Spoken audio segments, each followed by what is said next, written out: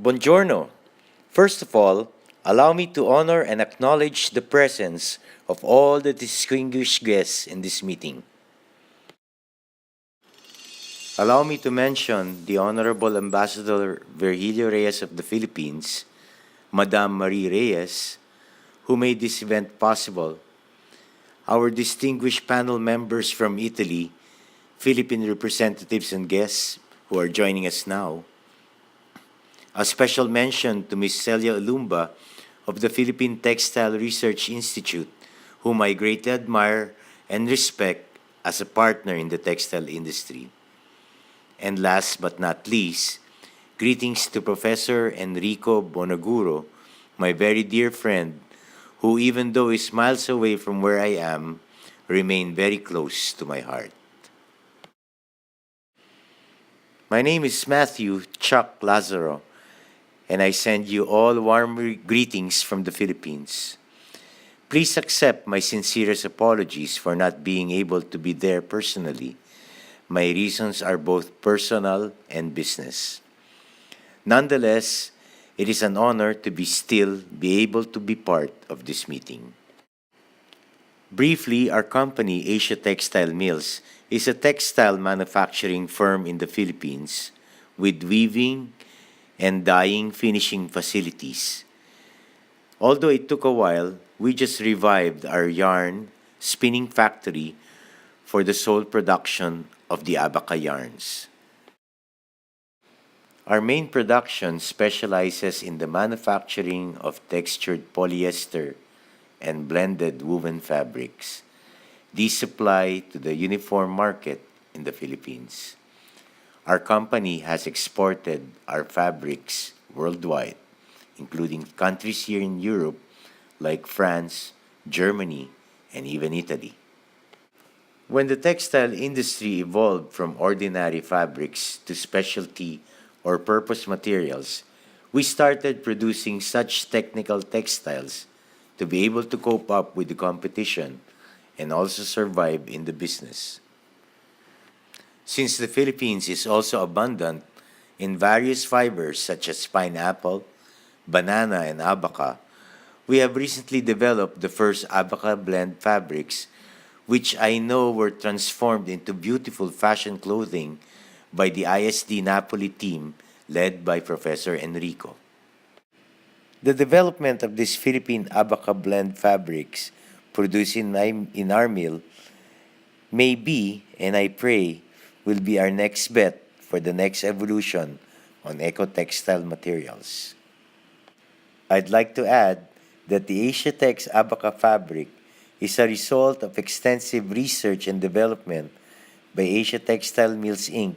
and two dedicated Japanese businessmen who have been finding other uses for the abaca fiber. The ultimate goal of the project was to provide additional trade and income to the Filipino abaca farmers. However, through textile transformation process, or better known as the textile chain, the project is also realized to be a source of job generation. Farmers and those involved in the textile chain are benefited. Thus, the development of the Asiatex abaca fabric is actually just a bonus considering the livelihood it brings to the ordinary Filipino. The development of this fabric creates a great social impact and reward to the Philippine society, a far greater reward than just economics. My friends, I invite you to join me in this social action quest to uplift the growth of the ordinary Filipino. And here are some reasons why you should join me in this quest. The Philippine economy has been experiencing a steady growth, while the employment rate has gone down as well. There is a big boom in the real estate market, infrastructure boom, more roads to connect, more airports to land on, even more ships to connect the 7,100 plus islands we have are being built, not to mention the advanced infrastructure on communications. Moreover, foreign investments are also coming in to build power plants to ensure the stability in the energy sector. In short, the Philippines is moving up there, and the purchasing power of the Filipino, who are basically very trendy people like you, are slowly rising. Filipinos are also tired of the purchasing the low quality products. And how can we work together? There are about 90 million Filipinos in the Philippines alone. And of course, there are a lot more abroad. Looking at only the market in my kind of operation, which is measured in yards, given only 1 yard per person each year, that's already 90 million yards. I can't even produce half that quantity, and ladies and gentlemen, I am about the only integrated mill left in our industry. The rest are just finishing and knitting companies. The Philippines is just importing the rest, what our mill cannot produce. I invite you, therefore, to take part with me in reviving the new textile industry, which will cater only to the Filipino people. And there's enough room for this venture. With Italian machineries, fashion, design, and knowledge, fused with Filipino design and craftsmanship, we can develop not only products but also institutions like schools geared towards the textile and fashion industry in the Philippines.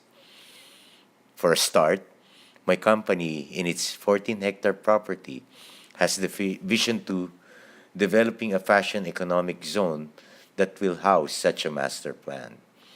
Schools, laboratories, textile manufacturing, garment, home accessories using Filipino and indigenous fibers. This fusion will not only benefit the Philippines, but it will be definitely advantageous to Italy as it will have its new gateway in Asia. Ladies and gentlemen, I don't know if there will be an open forum after this presentation.